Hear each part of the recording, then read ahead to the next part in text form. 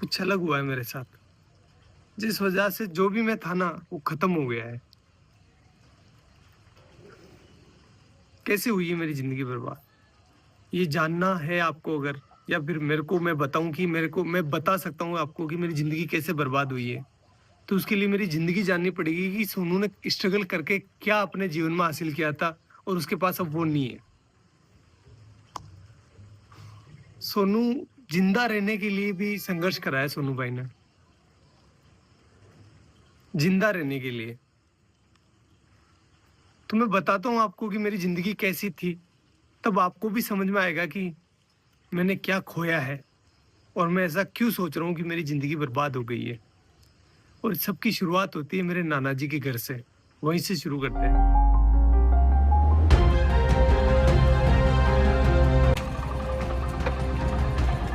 Guys, ये है मेरे नाना नानी का घर, जहां पर मेरा जन्म हुआ था।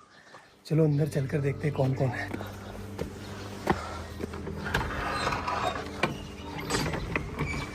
गाइस, मामी है, मामी से बात करते हैं। डॉग जी, मामी कैसे हो? बढ़िया, ठीक।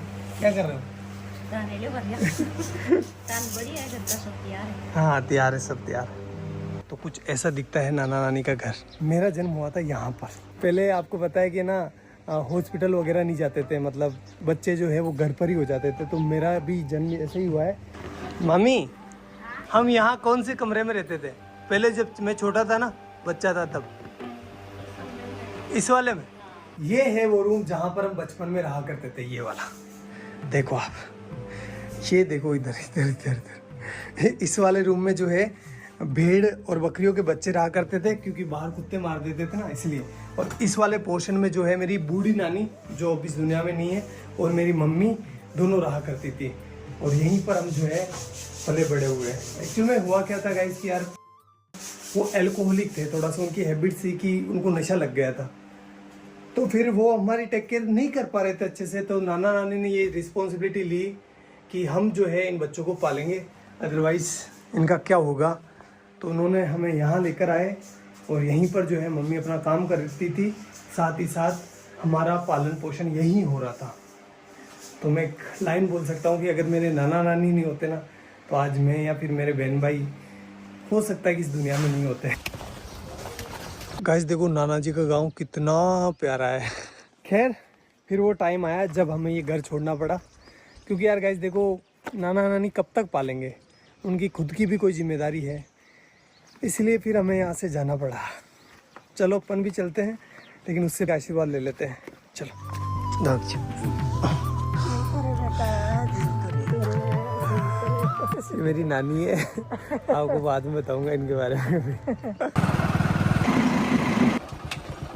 और अपने गांव आते ही हमें घरेलू परिस्थितियों के कारण अपने घर नहीं घुसने दिया गया, इसलिए हमने बड़े पापा की कोठी का चुनाव किया। म्याऊ म्याऊ।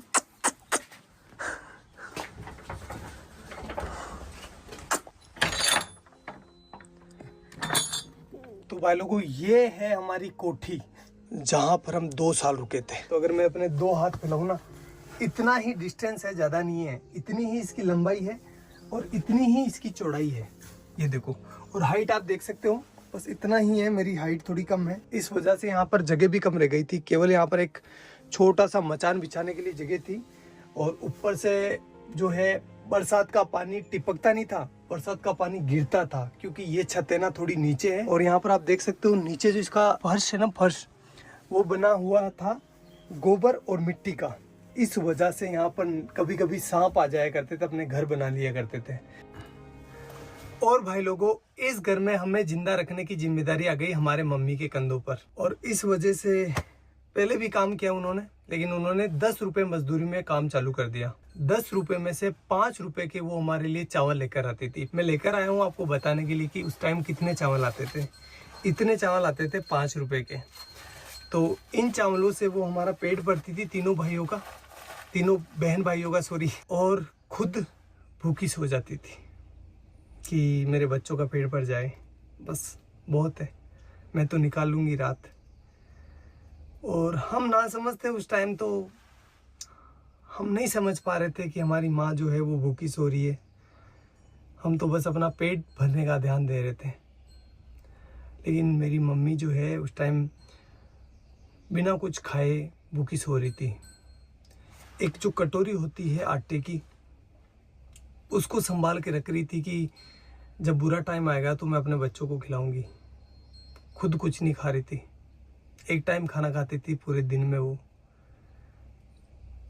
और कंटिन्यूस काम कर रही थी वो।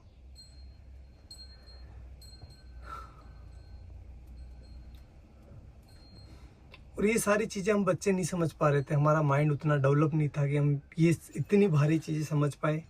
हम तो अपना पेट भरते, खेलते और अच्छे थे। मम्मी को ही पता है कि वो हमें कैसे जिंदा रख रही है। मदर इंडिया, यही तो मदर इंडिया है। सारे दुख खुद रख लेती है और अपने बच्चों तक किसी भी प्रकार की प्रॉब्लम्स नहीं पहुंचने देती है। बापड़ी कोई का लोन भी मांग बनेगी ए दान की जाती कड़ू काही मातीर गणा दोरो तेरा पडल्या हाँ तेन गणा दोरा पडल्या रे भाई थारी मात तो सब्जी बेचती, लेडीज रहती, भाई दौड़ाती, तेन खुआती, बा भूखी रहती, भाई मार ससुरी भूखा। तना दूध पाइयो, तेने रोटी खुआई, गनी दोरी कमक मारा, तो मात का दान की जाती, हाँ? ते भरा का केवन के ते बली दूध ने भरे क्यों? मैं ते दिए किस कोई केवा? गणा दोरा पहले तो बा। और भाई लोगों, इस वाली छत की ना एक स्पेशल कहानी है, बताता हूँ मैं आपको। छत पर मैं, मेरा भाई और मेरी बहन बैठे थे शाम को, और हम राह देख रहे थे कि हमारे लिए कोई खाना लेकर आएगा।